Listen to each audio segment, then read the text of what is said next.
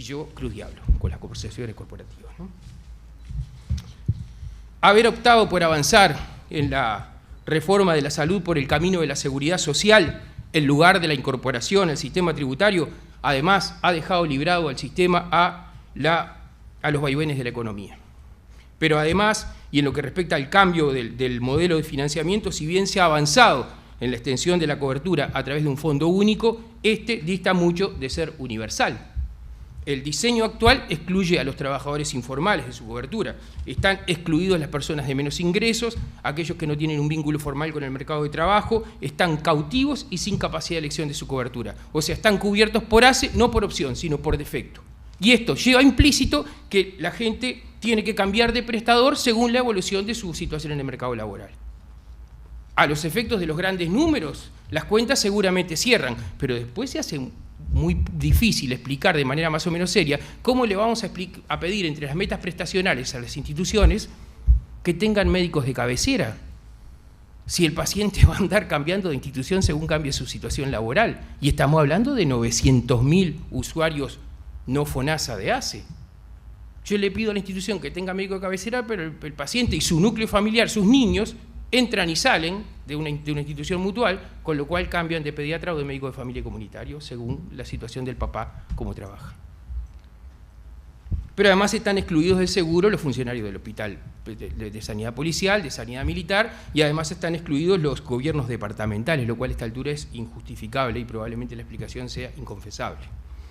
Y esto también es una fuente de generadores económicos, de equidad, de generadora de problemas económicos, de equidad, pero además de problemas epidemiológicos y sanitarios. Si el FONASA fuera universal, lo que probablemente se lograría sería la previsibilidad del gasto, pero para eso hay que capitar a los 900.000 usuarios de ACE. Que a propósito, ahí tenemos un dato interesante, las estadísticas oficiales no dicen que en el Uruguay hay 900.000 pobres. Hay una inconsistencia ahí de las personas sin capacidad de pago con la capacidad de usuarios que tiene ACE, no FONASA, ¿no? Esto tendría, si el FONASA fuera universal, esto tendría implicancias presupuestales para ACE. El presupuesto de ACE ya no lo fijará el Parlamento. Si el FONASA fuera universal y se capitaran a los usuarios de ACE, habría que sacarle a ACE aquellas competencias que no están incluidas en el PIAS, que tendrían que tener un financiamiento propio. Pero ¿cuál sería la ventaja que tendríamos con esto? Si el FONASA fuera universal, si capitáramos a todo el mundo. Que con solo fijar el valor de la cápita, nosotros podríamos conocer el presupuesto en salud del país.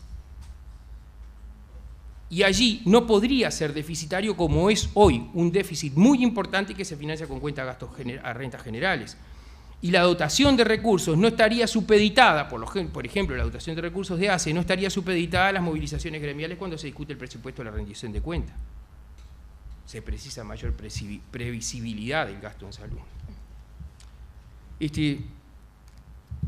Yo insisto, quería referirme así globalmente a estas cosas porque no quiero referir a las otras cuestiones que son patologías de la salud, esas cosas que se dicen por ahí de la politización y de los acomodos que todos sabemos, perdónenme, y que muchos hemos sido víctimas, ¿no? de los despojos y de las postergaciones, y de ver pasar gente por adelante de nosotros.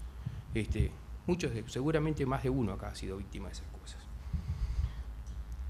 Me voy a permitir un paréntesis para hacer un recuerdo, que es que dentro de 8 días se van a cumplir 30 años del asesinato del doctor Vladimir Roslik.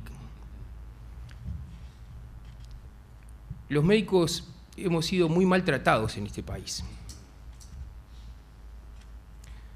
Y yo creo que en los últimos años seguimos siendo maltratados. Hay signos y síntomas de una sociedad que ha comenzado a transitar un camino de progresiva desvalorización del rol del médico. Me refiero, por ejemplo, a la asignación de responsabilidades, a cómo se explota aquello de que, como la salud es un derecho, se supone que son los médicos los que deben garantizarla y además se supone que son los responsables últimos de la insatisfacción de ese derecho. Me refiero a, ustedes se acordarán, en pleno conflicto durante la emergencia sanitaria, a la aparición de pintadas anónimas, fascistas, pretendiendo denigrar a algunos colectivos médicos, y a otras que no fueron anónimas, pero que no fueron menos fascistas tampoco. Me refiero a la agresión cobarde que sufrió un colega cuando se iba a una instancia de negociación en el Ministerio de Salud Pública, dentro de las instalaciones del Ministerio, por parte de un barra brava que fungía allí como representante de usuarios. Me refiero a las intervenciones agresivas e irrespetuosas que se han hecho con respecto a los médicos desde el Parlamento.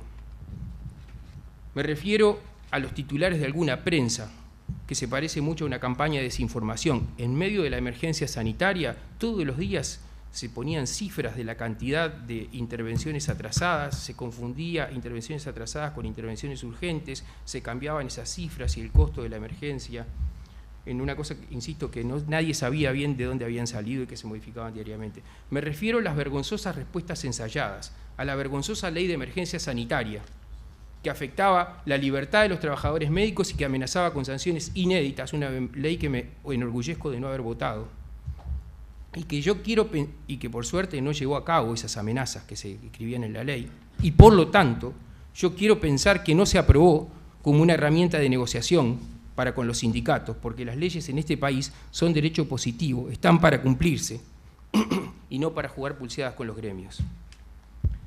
Me refiero a la batalla que se dio en nuestro país contra las cajas de auxilio y que intencionadamente se buscó focalizar en las cajas de auxilio de los médicos. Una batalla que se encargó de hacer trizas el presunto argumento de justicia redistributiva, cuando luego de las negociaciones se acordó que, contrariamente a lo que se dice desde la oficialidad, en este país a los que ganan más se les devuelve la plata a fin de año, con tal de que no vaya a las cajas de auxilio. Lo cual demostró que esta batalla, en realidad, era ideológica, privilegiaba a lo estatista por sobre las experiencias autogestionarias. Me refiero, por ejemplo, al conflicto con los cirujanos, donde contrastó la voluntad negociadora de la SAC con el empecinamiento del Ejecutivo.